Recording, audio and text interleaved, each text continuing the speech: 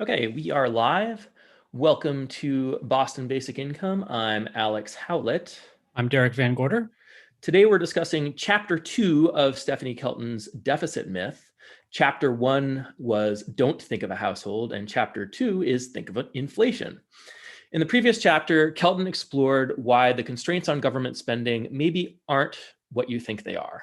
That there are some ways in which the finances of a government can't be compared to the finances of a household. After covering what the constraints aren't, Chapter 2 gets into Kelton's view on what the constraints are. Here is the first quote from the chapter. Whoops.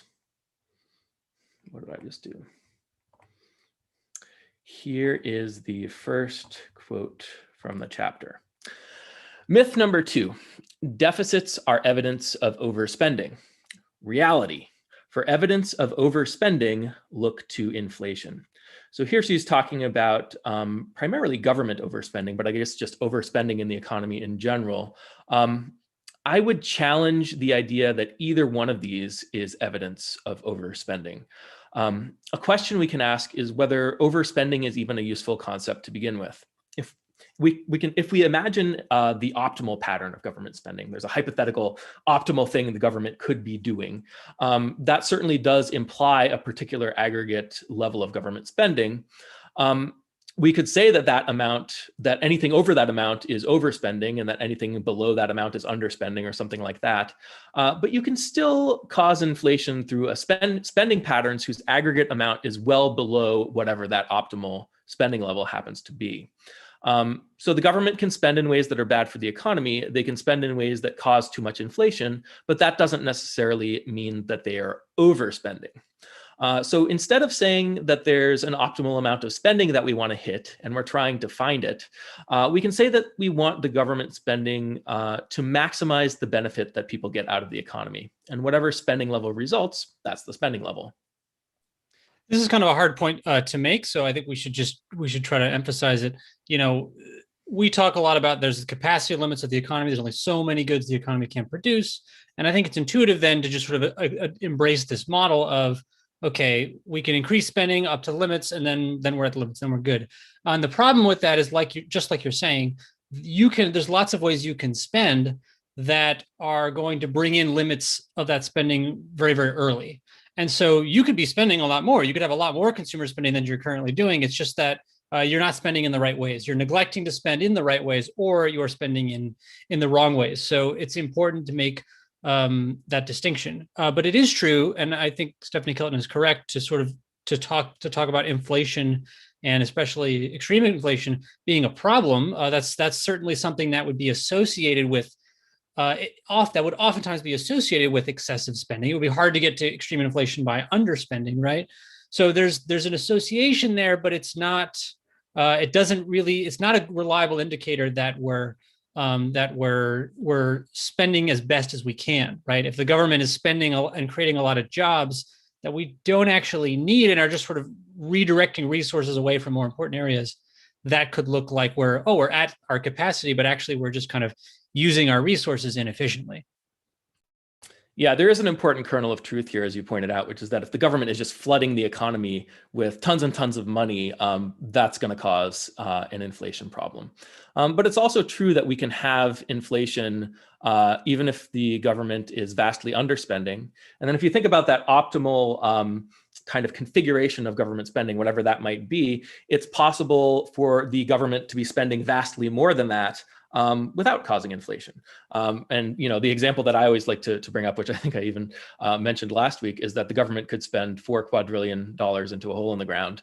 And that's going to bring the level of government spending up, but it has zero effect on the economy. So they're never actually going to do that, but there are things that they can do that are in between, causing consumers to kind of overclaim the goods that are in the economy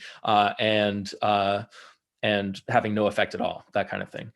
So there is a level of spending that's associated with hypothetical optimal fiscal setup, but you could be above that or below that and not have inflation or have inflation.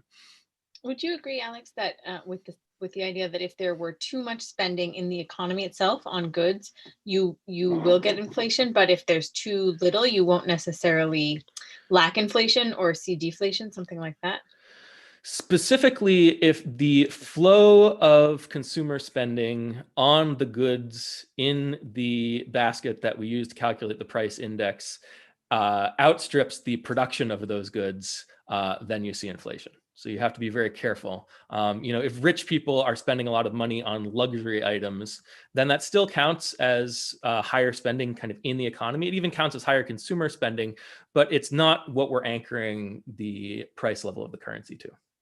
It's just specifying consumer spending helps a lot. That you're talking about, okay, the general consumer spending, that people are buying goods from stores and the prices of those goods. That's sort of the relationship there. Whereas if then if you're thinking more abstractly about the federal government taking a lot of resources out of the private sector, rearranging them, doing other stuff, that's going to have effects on the consumer economy and the consumer price level, but it's also doing all this other stuff. So I think it's safe to say that if consumer spending it gets too much, that will eventually you will see price inflation in consumer goods. But you want to specify that's what you're talking about, with the caveat that we're talking about average consumer spending, the spending of the average consumer, the spending of the average consumer, right? Yeah, rich people spending is not going to affect the price level if they're buying luxury goods that aren't really in the market basket anyway for the price index. And there's a reason why we choose the market basket the way we do, why we index to certain goods, because those are the goods that matter. These are the goods that are most relevant to the functioning of money. It sets a frame of reference for prices. So Stephanie Kelton talks about, maybe too much inflation as being really bad. But I think an important thing to establish here when we start is, why is a stable price level important? Why is it bad to deviate too much in one direction or another? And people will talk about, various inefficiencies and things like that can come up. Or Stephanie Kelton brings up, unemployment and, recessions and that kind of thing if there's too much deflation. But at bottom, the reason why the price level is important is that it allows the currency to function, the stable price level. So that's kind of what we need to keep in the back of our heads as we go through this chapter, because she's not going to talk about that. It's really about the functioning of the currency, that you have to have a stable standard for pricing and payments. And that's what keeping a stable price level is all about. Maybe the Fed might not talk about it this way, but their mandate to keep prices stable, it's about that. It's about keeping the functioning of the currency efficient. Yeah, let's she's written a lot. Let's go into some more of the quotes. Yeah, so let's go into the next quote here. Under the Bretton Woods system, the federal budget had to be fairly tightly controlled to protect the nation's gold reserves. So the Bretton Woods system was basically the regime that we were under after the end of World War II up until the early 1970s. And it was essentially a gold standard, but with some restrictions. If you were an American, you couldn't go to the central bank and exchange your dollars for gold, but foreign central banks still could. So there was still this peg to gold at some level. Now, she's saying that this peg to gold is restricting what you can do with the fiscal budget. And maybe that's true, but it's very indirect. So you can keep in mind that, even if the government ran huge deficits under the Bretton Woods system, the central bank, the Fed, could still tighten monetary policy. They could raise interest rates to pull gold reserves from the international banking system or from other central banks, that kind of thing. The reason why they're hesitant to do that is because they don't want to slow down the economy too much. So the way that it indirectly affects the government's budget is that if the government deficit spends too much, that causes interest rates to go up too high, and that damages the economy. Or the alternative is that the Fed doesn't raise interest rates high enough to compensate, and then you have this drain of gold reserves out of the central bank, which is what happened, which is kind of why we had to leave the gold standard eventually. So that's It seems one. like there is an important, I think this is not disagreeing with you, but just to emphasize that there is an important constraint with the gold standard. It might not be like one, direct that they can't run any deficit, but you do have something else that you're trying to maintain some kind of par with that isn't just like the goods in your economy or the production in your economy. And so you might not be able to maximize production in your economy because of the gold standard. And that does seem like an important constraint that is worth kind of emphasizing that, isn't there anymore. Yes, that's right. But it's up to the Fed to maintain that constraint. It's up to the Fed to maintain the gold reserves and ensure that the dollars can be claimed for gold. It's not up to the fiscal authority to do that. The fiscal authority can do whatever they want to do, and the Fed has to respond. And that's true if you're under a gold standard. It's true if you're in a pure fiat system. There's more flexibility for what the Fed can do potentially in a pure fiat system. And that flexibility kind of transmits to the fiscal authority, and that gives more flexibility to the fiscal authority. But it's not this clear-cut thing where, oh, you're on a gold standard, you have to balance the budget or something like that. Yeah, I know what you mean. I feel like sometimes they oversell the constraints that we faced before without sort of acknowledging that, well, it's actually always kind of worked in this other way, right? And maybe there's extra challenges for the central bank to solve, but they have policy tools. They can figure out ways to get around these other weird obstacles that we put in their way. Yeah. So let's get to the next one here. The government's budget isn't supposed to balance. Our economy is. So I just picked this because I think it's exactly right. It's exactly the right way to think about things. So as much as we might disagree with Kelton or MMT in general about the details, this is what's important. You want the economy to be doing the best it can for people. And that involves balancing certain things. And the fiscal budget is not really one of those things. And that's what that's the main thing that Kelton is emphasizing in this book, which we agree with, but we do disagree with some of the other things. Just to elaborate on that a little bit, I mean, in that quote, she goes on to say, the budget is just a tool that can be used to add or subtract dollars from the rest of us. And we're agreeing with her that like that's going to have effects on the stuff we really care about, on the goods, but we care about the budget to the extent that it has effects on those things. So we're absolutely, I think, with Kelton on this point. Yes. Yeah, that's exactly right. So let's go to the next one.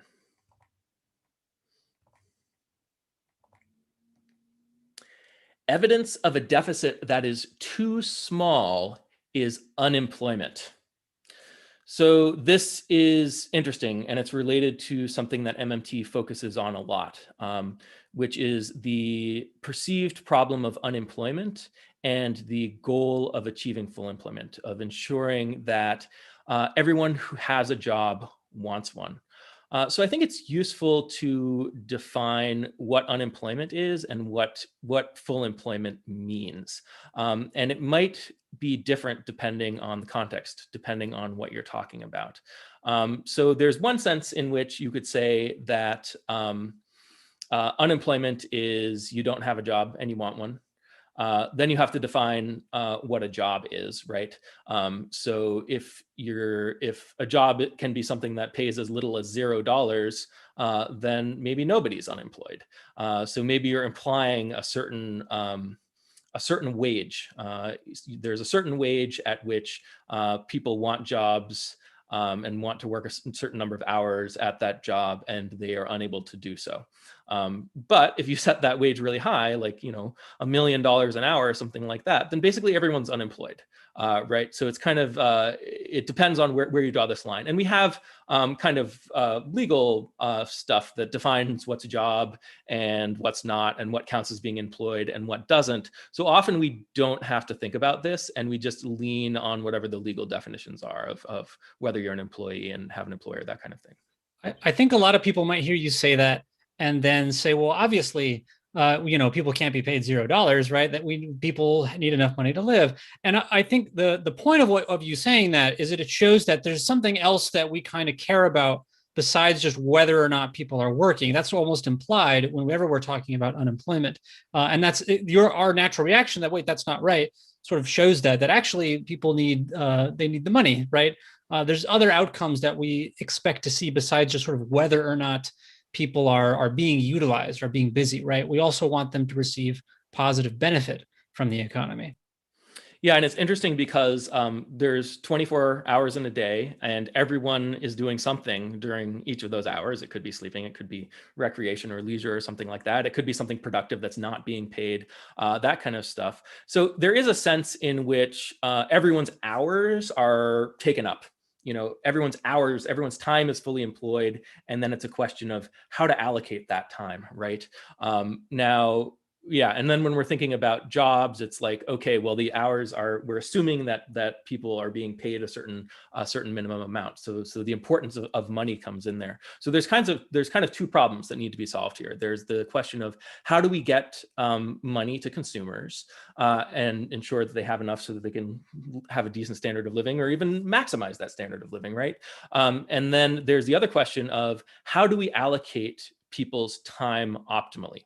How do we have a maximally efficient labor market so that we're getting the most out of the labor inputs that we put in? Yeah, a couple things here. I mean, this relates very much to what you were saying, but one thing that I gleaned from this chapter is that there doesn't seem to be or Stephanie Kelton seems to have the assumption that anytime I have a job, I'm being more productive, at least for other people, than I am when I don't have a job. Like there sort of seemed to be no reference to the opportunity cost of having a job, because she talks about how if there's unemployment, then that means that we're like leaving something on the table. Like there's like productivity in the economy that could be happening that isn't happening because those people aren't actually working in a job.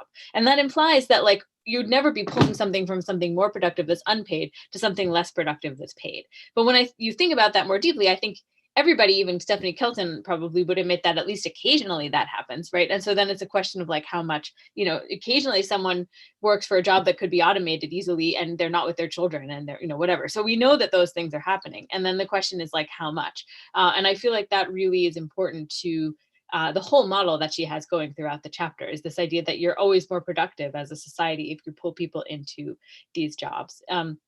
And related to that is this general sense in, I think, her models that labor is a limiting factor as a resource, that like she emphasizes it that way too, that like we only have so much labor, it's like really precious, if we might not have enough labor to do all the things we want to do, but there's no sense that you could be going in the other direction and kind of overemploying people in terms of paid work in some way that's inefficient. So I think that's like a central thing that I disagree with about from the model that she puts forth, even though I agree with a lot of the other things. I think it's a really critical way that I disagree. And before I finish, I'll just draw attention also to Austin's point, most recent point in the chat, which is that she also talks about people wanting a job and not having one as being unemployed. But right now, if jobs are your only way of getting money, that really just means wanting not to be extremely poor, as Austin said. And I think that's like, going to apply to most people, but it doesn't really, it kind of, it's a bit of a misleading sense of the word want, I think. Yeah, and there's an interesting point here, because if your definition of full employment is everyone who wants a job has a job, which is a definition that's often put forward by MMT supporters, then that has nothing to do with the deficit, right?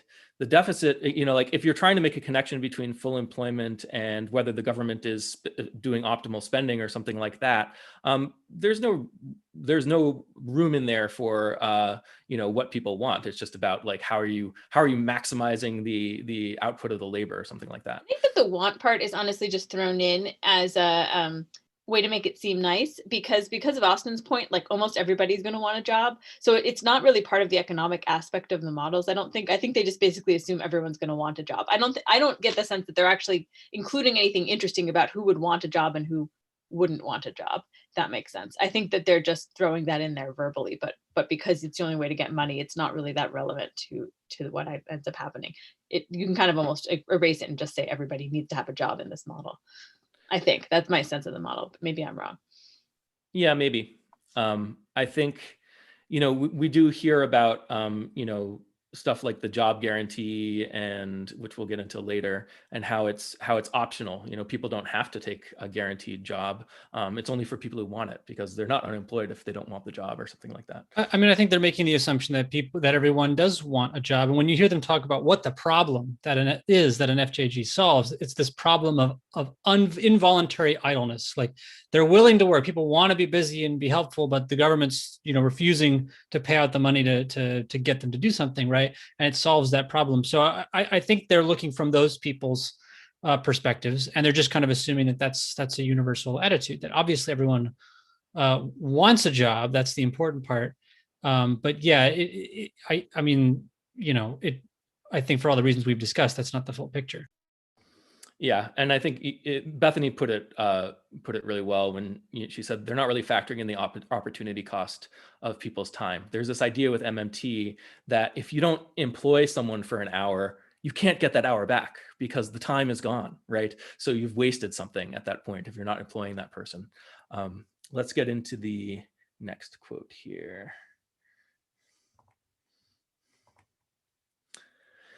It's worth noting that many of the world's major countries have been desperately trying to solve the opposite problem, underinflation, for a decade or more. Too little, not too much inflation has plagued the US, Japan, and Europe. So I think this is to some extent true, and there are various reasons that people come up with this. I mean, I think it's also true that come up for explaining this. I think it's also true that if central banks wanted to cause inflation, they could. It is, like we were saying earlier, you can, if you do flood the economy with enough money, you'll eventually cause inflation. So that's something that they definitely can do. It's not like they're at a loss for how to make this happen. It's more that either they are intentionally undershooting, or there are some other trade-offs that they don't want to make. Maybe they're going to cause some other problems in the economy if they do too much stimulus, or they might be thinking that often they say they think inflation is just around the corner, and there's kind of a hysteresis there, a lag, where you don't want to be pushing for more inflation when we're about to have inflation anyway, that kind of thing. But why I chose this quote is because in a discussion about what the constraints are on the economy, what's the best that we can do, I'm not sure it's useful to bring up a point like this, because it's emphasizing that instead of talking about the constraints, you're talking about, oh, well, we're not near them anyway, that kind of thing. So this is something I hear from MMT a lot, that we don't have to worry about inflation because just look out there. We've been trying to make inflation happen for a long time, and it's not happening. We did all these things that we thought were going to cause inflation, and it didn't cause inflation. That's not really a theory. That doesn't tell us, hey, what's the maximum we can do? And that's kind of what I'm interested in, and that's mostly what this chapter is about. Is like, what are the actual constraints?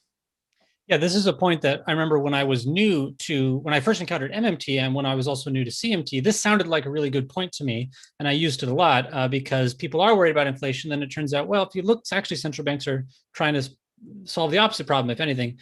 But I've used it less now because I sort of remember back my old self, before I knew anything about economics, I was always really sort of confused about this. Like, why would we want inflation? It's sort of almost weird to tell people like, oh, there's not enough inflation. It's kind of a weird thing to say, because I think everyone sort of gets the basic idea that, like, well, inflation is kind of pointless. Like, maybe it's worth tolerating a little bit of it, but it's not something we really want more of. So I don't emphasize that because for that reason, because I think it makes more sense to say, well, obviously, to start by saying, obviously what we want is more goods. We want our money to buy more goods. That's what we're interested in. And then obviously the currency needs to be a stable pricing standard. So we can't let that go out of control either. But I also don't use it because then there's this implication that, well, if we succeeded at this goal and we sort of got to 2% or 2.5, whatever it is we thought was ideal, then we'd be good, right? And just like you're saying, there's all these other things that are actually more important. So it's tempting to sort of say, okay, inflation is sort of the ultimate speed limit, and all we got to do is mind that. But it's sort of better to sort of maybe lower it a little bit in importance and just say there's these other things that really matter, and inflation is, one of those things, but it's not the most important thing. Yeah, she does talk about inflation being a speed limit on the economy. I'm not sure. I'm not sure inflation is the right thing to look at for figuring out whether the economy is kind of reaching its full potential. And that's kind of what I was bringing up at the beginning.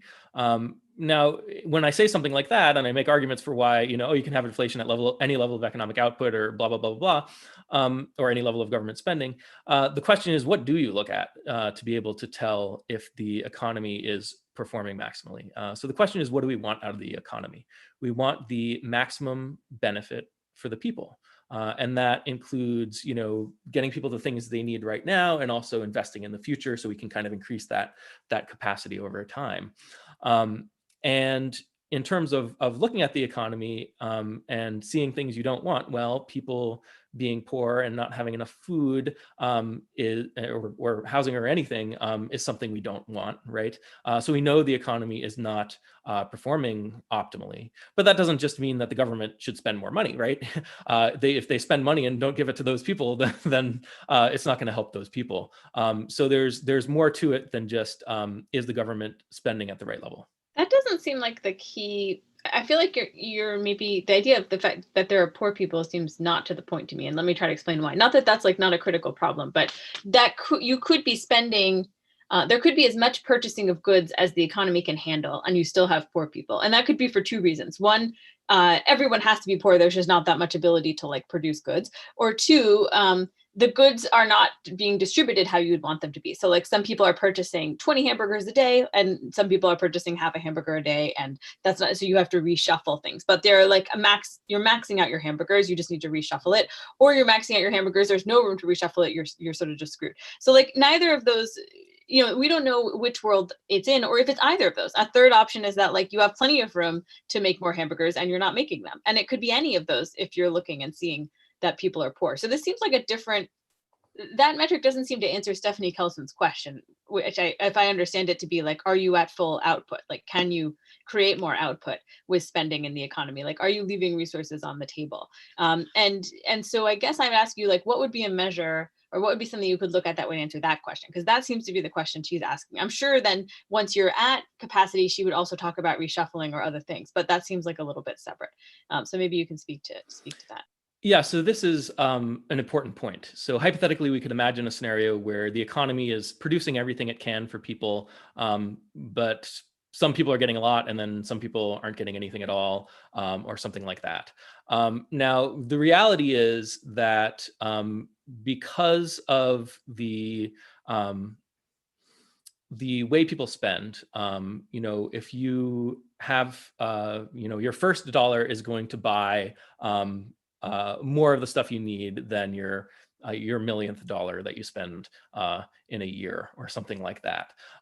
So if you have this distribution of consumer purchasing power such that there are people who just have no money, then it's not that the economy is still going to produce the things that those people would have bought if they had the money. It's just not going to produce anything.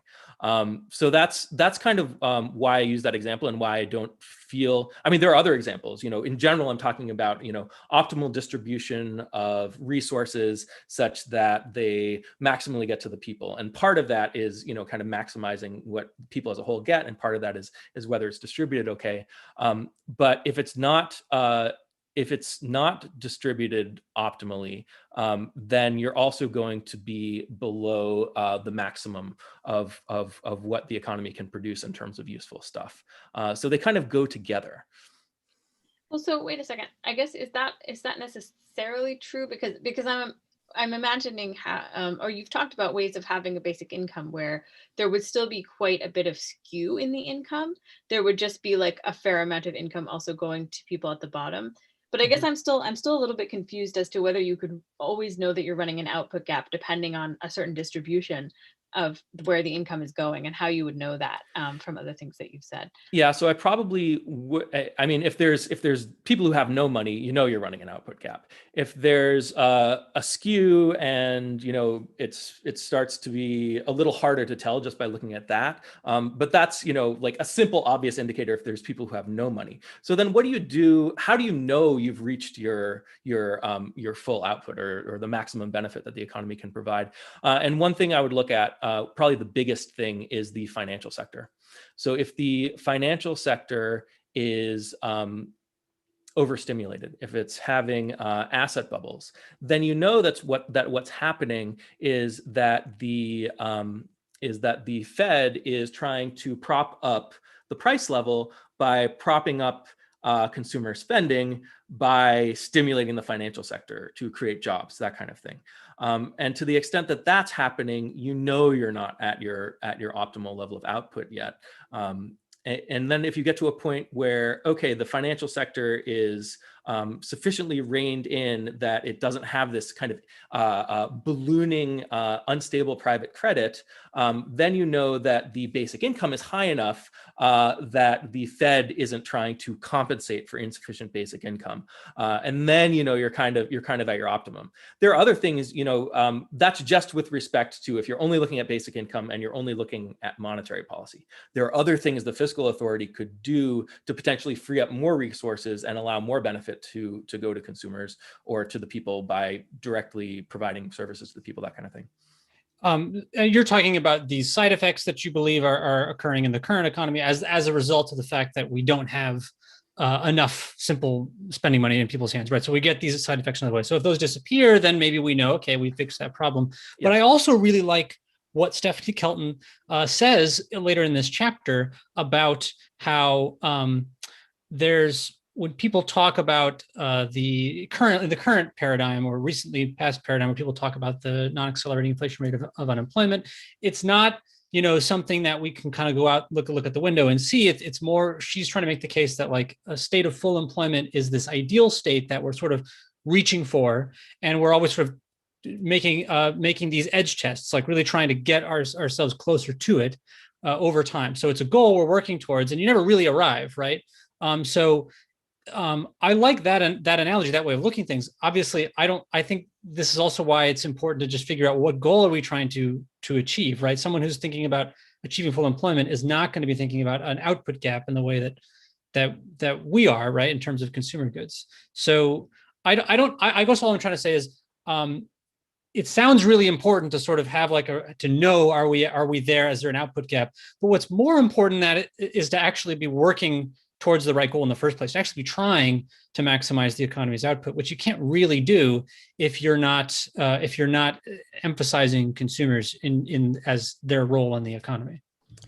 Yeah, I think MMT tends to draw an equivalence between full employment and full output. So when you're at full employment, the economy is doing everything it can. It's using all its resources so great.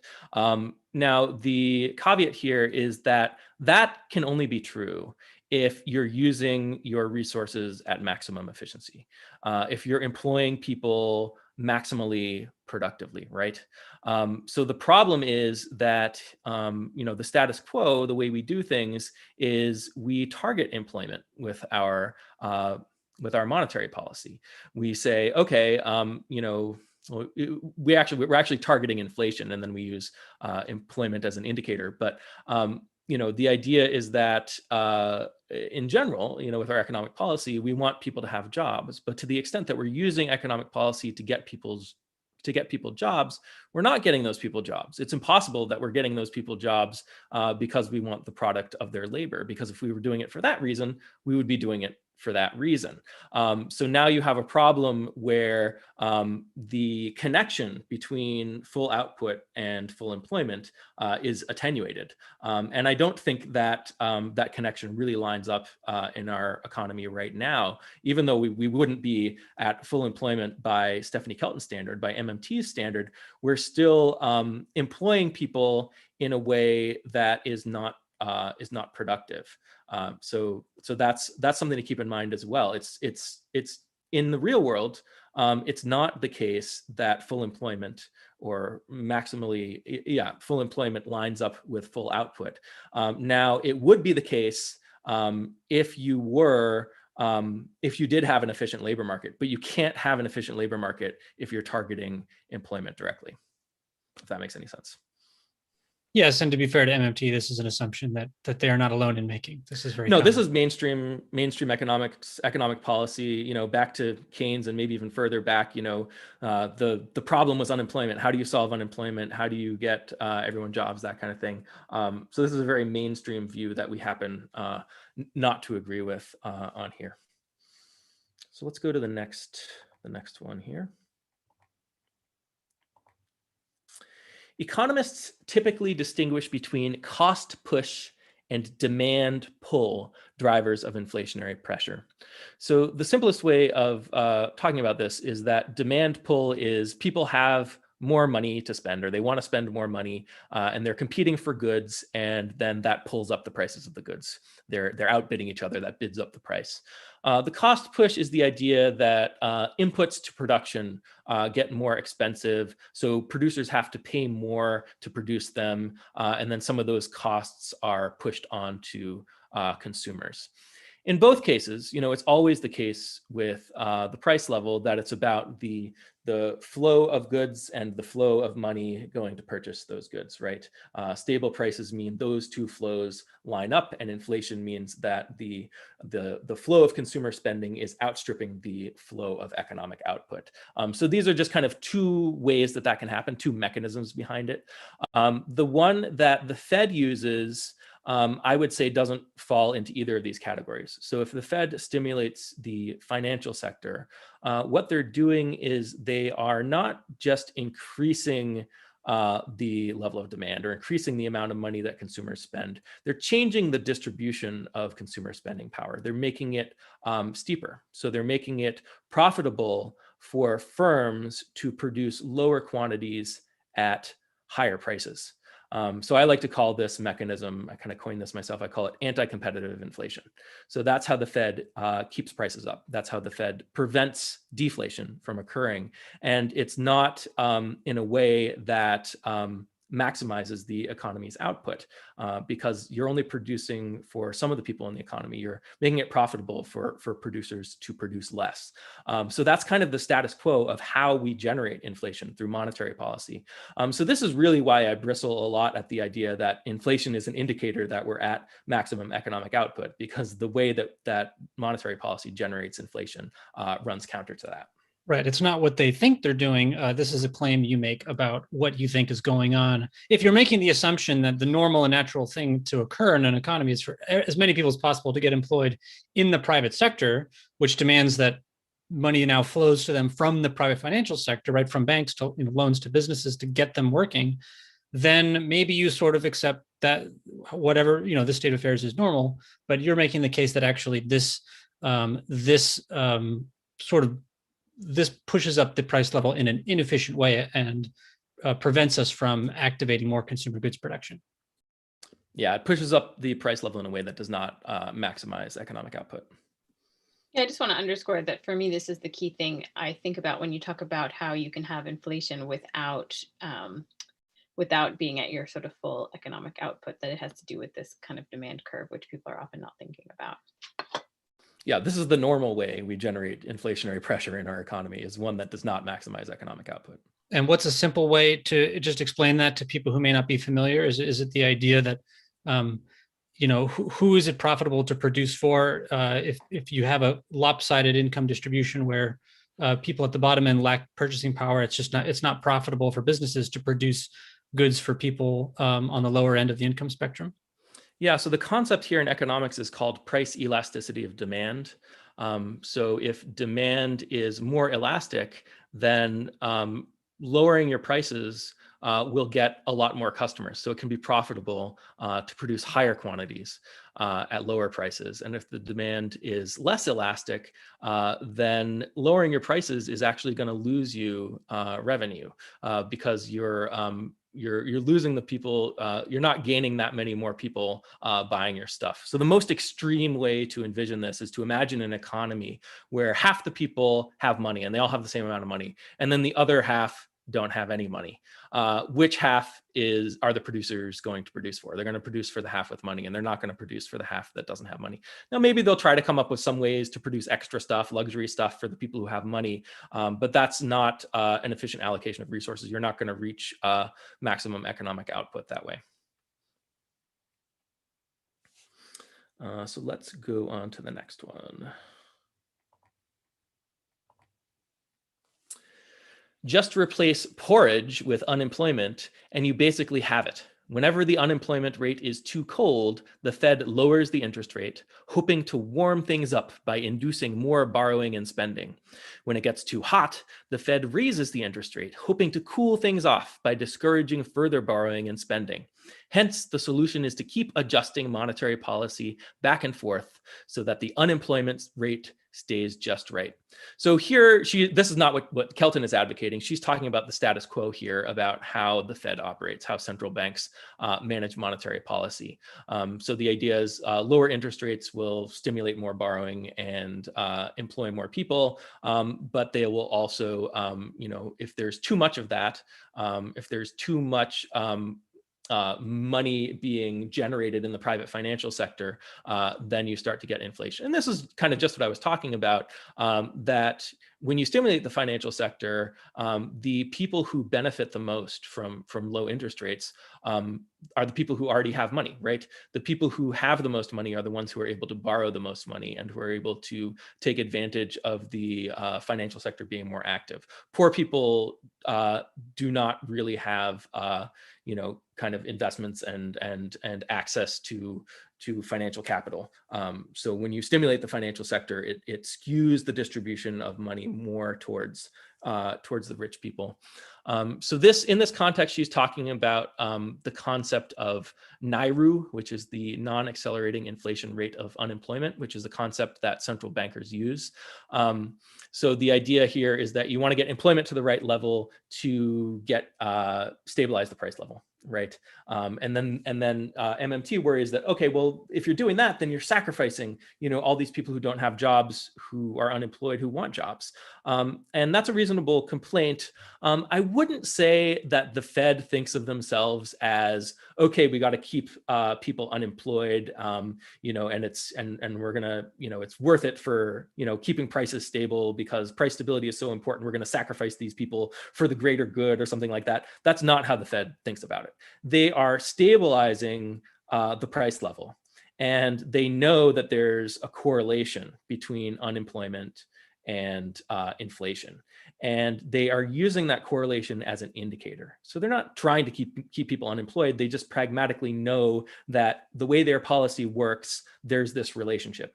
Now, this relationship doesn't necessarily hold if you're living in a world with a basic income.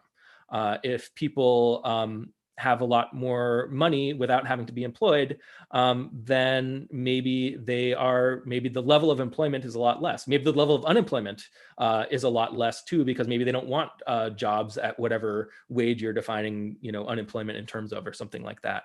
But this is an empirical kind of statistical relationship, and the Fed isn't out to get workers or something like that.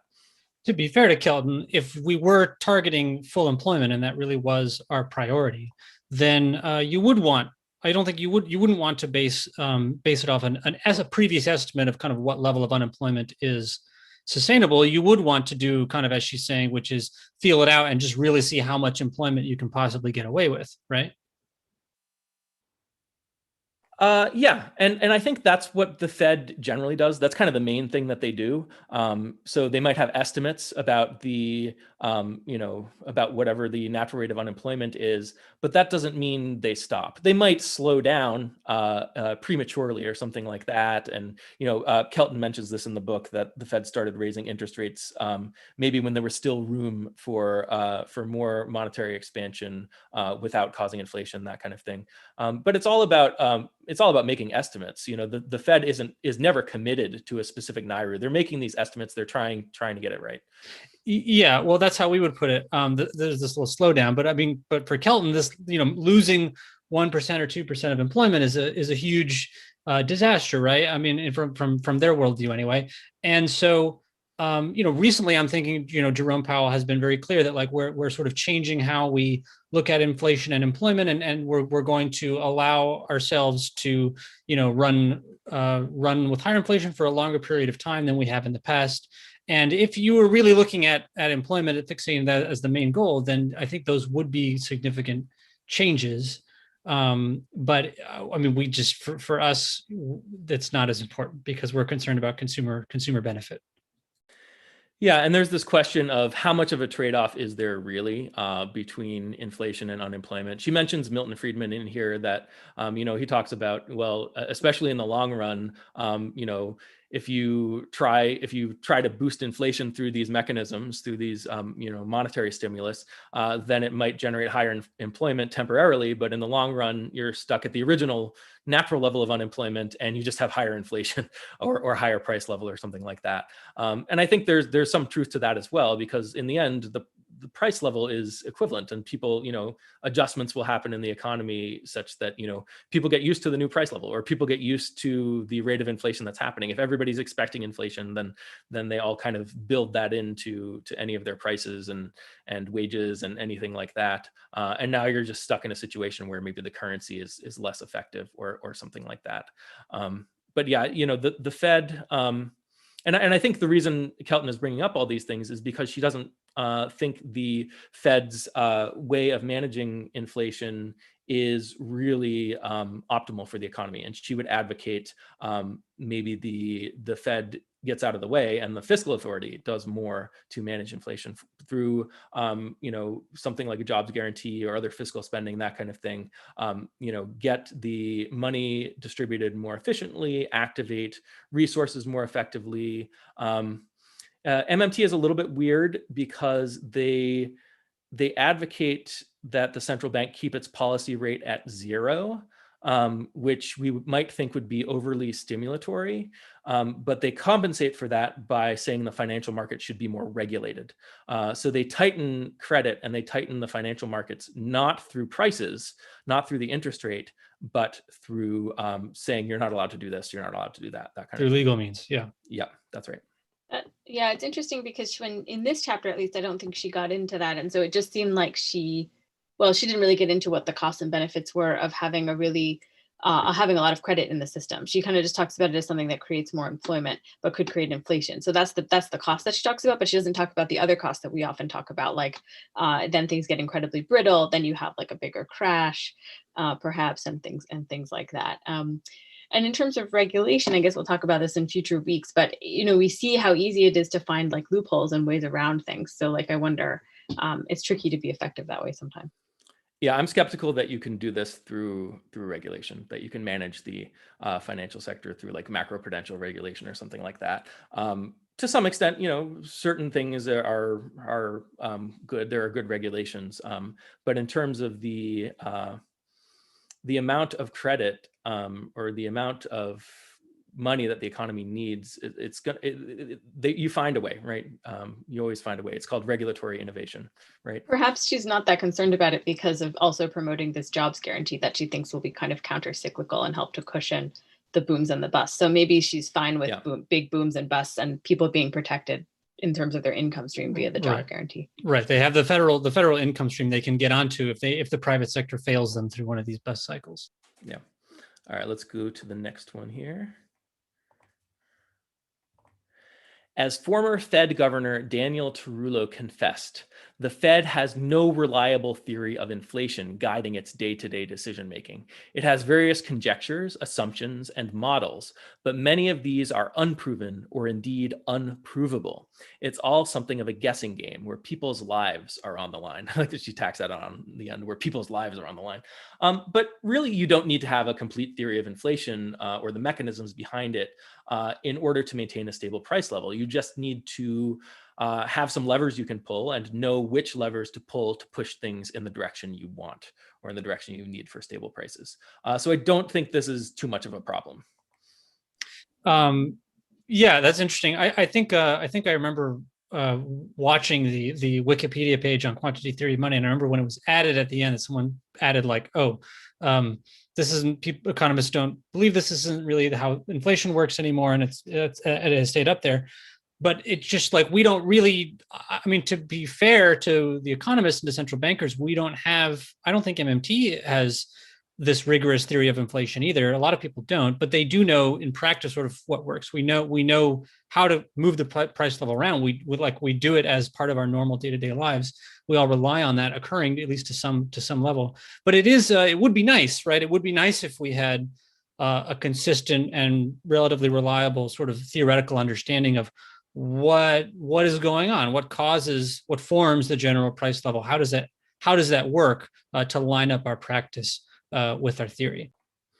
Yeah, so I think MMT is often associated with this conflict theory of inflation, which is kind of a version of the cost push inflation. So you give workers more bargaining power, and then that drives up wages, which are, labor is an input to production, which drives up the price of goods, that kind of thing. So that's but that's really, it's not a theory of inflation so much as it is one mechanism that could cause inflation. So the theory of inflation is just that you have these two streams that have to line up with each other, and if they don't, you get inflation. The stream of goods and the stream of money. Now, regardless of what mechanism might be causing inflation in your economy, you could use whatever mechanism you want to stabilize the price level. You can get it back to where you want by pushing against it with another mechanism. You can suck money out of the economy. You can reduce consumer spending in various ways, or flatten out the demand curve. There's lots of things you can do to stabilize the price level without really knowing what's causing pressure in the opposite direction. All you need to do is push back, and you're fine. For people that don't know, this is called the income theory of money, and I find it super helpful in sort of just getting clear on what the phenomenon is that you're solving when you want to keep the price level stable, and also like not overselling it, right? It doesn't mean that just because those flows line up and the price level is stable, that doesn't mean we're at full capacity, right? That becomes clearer through this particular way, at least to me, of looking at inflation. I think that one thing that they are drawing attention to, or she's drawing attention to, is that people can't survive without a job, but there is no guaranteed job. And I think when she's emphasizing that the government is actually expecting some percentage of unemployment to be necessary, it's just kind of highlighting what she might see at least as a moral failing. Like, wait a second, you're basically just giving up on a certain percentage of people, or deciding they're going to be on like really subpar social programs that are often considered controversial, and people are often blamed for their own unemployment, but like it's kind of built in that there's going to be some unemployment. So I think she's sort of drawing attention to all of these unsavory aspects of the system, and to that extent, like I think she makes a decent point. I wish she didn't I thought it was quite weak actually that she brought back around this idea of the government like creating unemployment with taxes, because she makes a better point implicitly about how people need the jobs to survive and don't necessarily have them. The fact of taxes coming back around, I don't know if you remember that from the chapter, but like that seemed very, very weak, kind of like not to the point. But the rest of it, I think that she is highlighting a problem that is very that a lot of people are going to be very sympathetic to. And I think that's why she's getting into these details of how like they expect a certain amount of unemployment, because it is kind of saying that they're giving up on maybe millions of people having a decent quality of life. And is that really something that we should expect? So I think she's kind of trying to expose that aspect of it. Yeah, I think that's right. If I'm the Fed, my response to that is that, okay, well, I'm the Fed. All I can do is influence financial markets, right? And it happens to be that there's this empirical statistical relationship between unemployment and inflation. Maybe not so much today, but historically there has been, and we're using that in our models to do our job, which is to stabilize the price level. If you really want to end unemployment, then that's up to the fiscal authority. And yeah, it'll break our model, but we'll have other ways of seeing if there's too much inflationary pressure or something like that, right? It's not like the way that we keep the price level stable is causing people to be unemployed. It's just that there happens to be this statistical relationship. So I feel like it's a little bit disingenuous to say like, oh, the big mean Fed is using keeping people out of jobs in order to keep the price level stable or something. I didn't get that impression. I mean, I actually think she was with you that the story then goes on to say like the Fed is kind of pleading with the government in crises to like give them more. So I kind of think that she was saying that it should be, as you said earlier, that it should be a fiscal responsibility, not that the Fed was doing something evil, but that they just don't have the tools to solve this better than they're doing. Yeah, that's a fair point. She does get into that. And if you're not imagining basic income as an option, which she explicitly doesn't, she says it's not really a good option, then it does, right? You can sort of understand where she's coming from. She's employment is how people benefit. It's how we get access to the economy's benefit. And why would we be denying that to millions of people? So it does put her in a tough spot. But I can sort of see how she gets there. Yeah. All right, let's go to the next one, skipping ahead a little bit. So this is related to Bethany's point from earlier. MMT reckons that since the government imposes the tax that causes people to look for ways to earn the currency, the government should make sure that there is always a way to earn the currency. So this is, it gets to another definition of full employment, or another definition of unemployment, which is that perhaps full employment is when the government has compensated for all of the unemployment that they created when they levied the tax on the people. Right. So that's explicitly not the same, either of the definitions of full employment that we were talking about before, but it is central to how MMT thinks about the nature of money.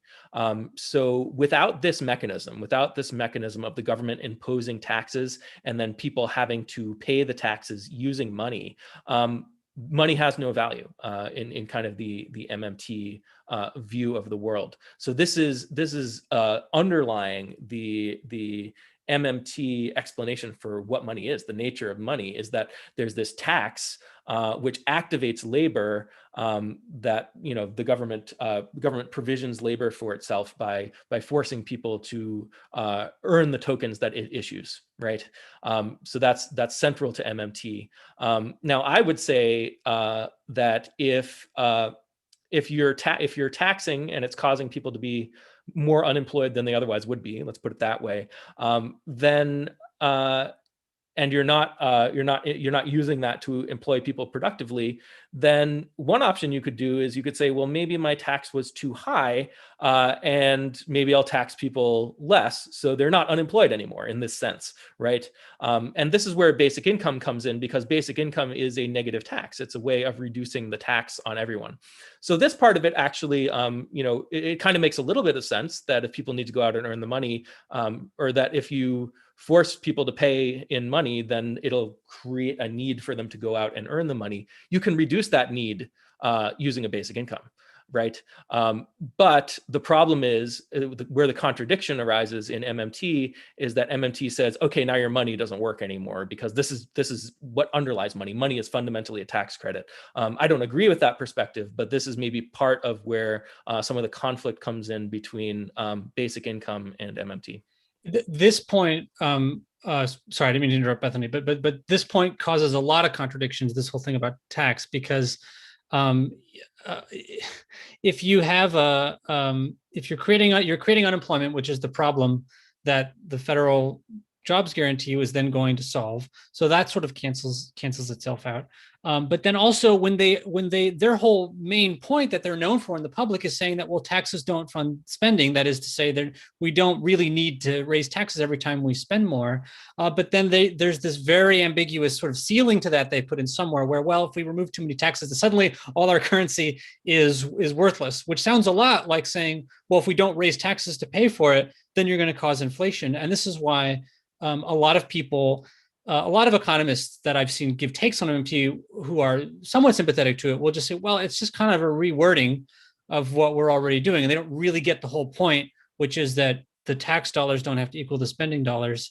And I get that their nuanced view on that, but it introduces so many possible contradictions that take a lot of time to weed through. Yeah, and there's also the problem that, if we ask the question, what is money?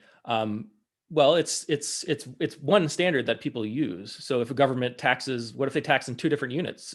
Which one do we use as our money, right? So you can't just say whatever the unit the government taxes in, that's going to be our money, because the government could tax in whatever they want. They could also tax goods directly, right? They could tax cows and hammers, right? Does that make cows and hammers our currency? There's a reason why the government is using a standard unit, and it's the same reason why everyone else is using a standard unit. It's not the end of the story. That the government is taxing in a particular unit is not the end of the story of money. Taxes can be part of how the government maintains the stable purchasing power of money, but it's not fundamental to the nature of money. Yeah, I just wanted to say that, I mean, I kind of said this before, but I think this is a really weak point in this context, because it's really clear that people are not needing these jobs to pay their taxes. In fact, as I've mentioned, we don't have taxes currently on people who don't earn any money, right? There's no head tax, or for somebody who doesn't have any money, and even low incomes, you don't have to pay tax. So there's just no immediate connection here between, or I wouldn't say that the moral obligation of the government to take care of its citizens in terms of them having an income comes from the fact that they impose a tax. That doesn't seem to make really any logic, sort of like face value sense. Even if you thought that the currency originally got its value from taxes in some abstract way, I don't think that's the foundation for the idea that the government should take care of the people. That has to do with sort of why we have a government in the first place, and caring about people and things like that. And I'm sure that's really where she's coming from. So it just seemed like an odd use of this point. Like, it was an unusually weak argument for her, I thought, because like generally, even if I don't agree with her, I feel like she's doing a pretty strong job. So anyway, I don't know, but maybe they're just really hooked on this idea. It is a very influential idea in MMT. What was I going to say? I guess just that I have a hard time imagining, if you believe this, sort of what you would do about it. How do you design what's the optimal pattern of taxation to drive the value of the currency? Like, well, obviously you can't, we don't want to overtax people, because government spending counteracts that. They want the government to spend more, give more money to people, add more money to our accounts. So theoretically, we would want to tax people as little as possible, right? If it's the government spending that's going to create all these jobs we need and employ all these people, give people wages. So then who do you tax? So you just tax the ultra rich, but is that enough, right? Like she says in the book, the rich it doesn't change their spending patterns that much when you tax them, right? So then who do we end up, like, is there just this broad tax that like a head tax that we have to bring to the right level? It's very unclear to me how you would go about designing an optimal pattern of taxation, except by, minimizing it and only using it when you really need it to. Well, of course, we do benefit from having an optimal pattern of taxation, and we benefit from having an optimal pattern of spending. The question is this really about the nature of currency, or is it about, how do we manage the flows of money in the economy? And certainly you could have taxing equal to spending in terms of the level, and you could have the spending go into the beginning of the productive process and the taxing taking the money out the other end. So there's this flow of a certain size going through the productive economy. And that's not necessarily, you could imagine that as a hypothetical. You probably wouldn't do exactly that. But the taxing and spending don't exactly cancel each other out, even if they're in the same amount, because they might be hitting different parts of the economy and parts of the economy that potentially flow to each other. And then to Bethany's point about a head tax, just to be a little bit more sympathetic to Stephanie Kelton's point and MMT's point, is that it doesn't have to be a head tax necessarily. If you imagine kind of a default world where everybody's producing for themselves, and not really, and they're fine, and then the government comes in and says, okay, we're taxing 50% of everything you produce. Now everybody has to produce more to get the same amount of stuff to keep for themselves, or something like that. So you could still tell a similar story even with something like an income tax, under the assumption that people are going, or at least most people are going to try to earn some amount of income, and then this induces them to earn more in order to pay the government or something like that. Yeah, that's fair. And I don't need to belabor this, but she's just using it in a strange context where she says, because the government makes you pay tax, they should be making sure that you have a way to earn money, which is like addressing unemployment, which is why it doesn't seem to like really follow well here. Well, the MMT story is that taxes create unemployment, and that unemployment is the original sin of money, is something I heard Pavlina Cherneva say at one point. So it is very kind of integrated into their thinking. Are you guys okay for a couple more minutes? I want to get into one more here. Okay, yeah. I'm good. There isn't a capitalist economy on Earth that has found a way to eradicate the business cycle. So I brought this up because basic income eradicates the business cycle. If you think about what the business cycle is, it comes from this overstimulation of the financial sector, this expansion of unstable private credit that eventually collapses on itself And then, people end up not being able to make the payments that they promised and defaulting on the debts. And then, people lose jobs, businesses shut down. If you're expecting people to get their money through employment, through jobs, and you are creating those jobs through unstable private credit or through the stimulation of unstable private credit, then you get this cycle of booms and busts. If you are providing money to consumers directly and you've reined in the financial sector to a stable, sustainable level, then you don't have the business cycle anymore. The basic income eliminates this. So as much as MMT likes to tout the job guarantee as being counter-cyclical and protecting people from the business cycle and pushing against it a little bit in some ways, it's not addressing the underlying problem. And the underlying problem is that the way we get people their money is broken in this kind of convoluted way. And if we just provide them a basic income, then you don't have this problem to begin with. This is one of my favorite CMT claims that I wish I could find more economists weighing in on, because the business cycle is a big, well-studied problem in economics, and it's something everyone sort of agrees is kind of a problem, and they'd like to do something about. And it is really worth considering if it's actually produced by the other policies that we have to do, because we lack an efficient way of just doing a really ordinary thing, putting money into the economy so people can buy stuff. If everybody has enough money to buy everything, do you have those cycles anymore? And the answer might be maybe not as extreme as we've had them. Yep. So here's the final quote. At its core, MMT is about replacing an artificial revenue constraint with a real inflation constraint. So I like this sentiment. I like the idea of replacing artificial constraints with real constraints. You don't want to self-impose a constraint on your economy that's going to hurt you, or on what the government can do that's going to hurt the people or prevent us from reaching our full potential. So yeah, we want to focus on real constraints. I don't think inflation is the right concept for the real constraint. I think real resources and employing those resources efficiently, not employing them unproductively or overemploying them. You also don't want to be underemploying them, but getting the most out of not only labor, but our other inputs to the productive economy. I agree. I used to use this language. It's very, very tempting to fall into that rhetoric, because it's so much better than the other model, which is, oh, well, if the deficit's too big, then we have to stop spending, right? Like, this is a step up from that. But if you really think about, if you try to steelman the argument against more fiscal policy, which is that, oh, well, the government will cause inflation. I mean, underneath that, the real concern, the important concern, is the government's going to be misusing resources. It's going to take too many resources, and that's going to harm something that might have been important going on in the private sector. And if there's a lot of inflation, then that's just sort of that would be an even more extreme version of that, where we've also kind of failed to meet our price stability constraint, right?